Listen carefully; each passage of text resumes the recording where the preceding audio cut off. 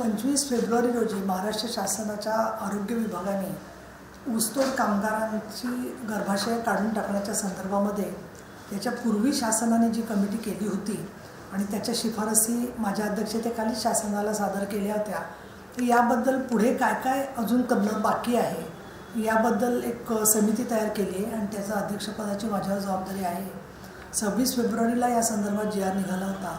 आज त्याची बैठक पुण्यामध्ये पुण्यातल्या विधानभवनमध्ये झाली आणि त्याला आरोग्य विभागाचे संचालक आणि अनेक अधिकारी वरिष्ठ स्तरावरचे जसे होते त्याचप्रमाणे अंबाजोगाई आणि संभाजीनगर येथलं सार्वजनिक हॉस्पिटल्स आणि त्या ठिकाणचे मेडिकल कॉलेज यांचे प्रतिनिधी, त्याचबरोबर सामाजिक क्षेत्रातले प्रतिनिधी उपस्थित होते आणि डॉक्टर मनीषा कायंदे आणि नमिता मुंदडा या विधान परिषदेच्या आणि विधानसभेच्या सदस्यसुद्धा उपस्थित होत्या. आणि आज जी बैठक झाली त्यामध्ये मुख्यतः बीडमध्ये महिलांच्यामध्ये जागृती करण्यासाठी ऊसतोड कामगारांमधून ज्या आरोग्य साथी निवडलेल्या आहेत साधारणपणे 47,000, त्यांनी ऊसतोड कामगारांच्यावर जाऊन प्रत्यक्षात कशी जागृती करण्याचा प्रयत्न केला आहे जसं समोर आलं. त्याचबरोबर या स्त्रियांना आरोग्य सेवा पुरवण्यासाठी निदान 1,00,000 महिलांपर्यंत आरोग्य विभाग पोचलेला आहे हे देखील समोर आलं. असं असलं तरीसुद्धा इतर जिल्ह्यांमध्ये सुद्धा 17 जिल्हे जे आहेत तिथे ऊसतोड कामगार महिलांची संख्या मोठी आहे की ज्या स्थलांतरित होतात आणि तिथे आमच्या लक्षात आलं की 5,000 छोटी मुलं या कुटुंबांच्या बरोबर साधारणपणे जात असतात. तर या मुलांच्यासाठी पुढे ते कुठे जातात, काय करतात, त्यांच्यासाठी काय संगोपनाची व्यवस्था केलेली आहे, अशा अनेक मुद्द्यांच्यावरती पुढे आम्ही काम करतो आहे.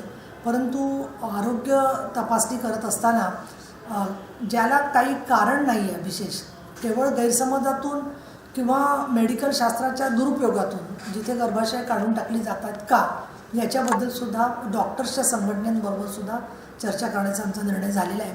महाराष्ट्र सरकार आरोग्याच्या संदर्भात बरंच हे कमिटीमार्फत काम करत असलं तरीसुद्धा सहकार विभागाने ऊसतोड कामगारांसाठी एक कायदा प्रस्तावित केलेला आहे आणि त्याच्यामध्ये सहकार विभाग, साखर आयुक्त यांनी खूप पुढाकार घेतलेला आहे.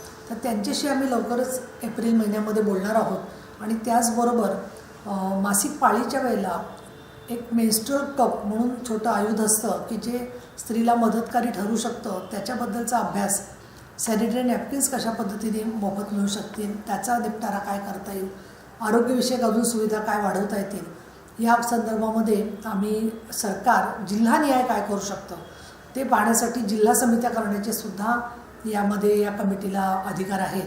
तर त्यानुसार त्या जिल्हा कमिट्यांनी काय काम करावं याबद्दलसुद्धा चर्चा झाली. त्याला अजून हळूहळू गती मिळालेली दिसेल आणि या दृष्टीने सुरुवात म्हणून अतिशय चांगली अभ्यासपूर्ण बैठक झालेली आहे.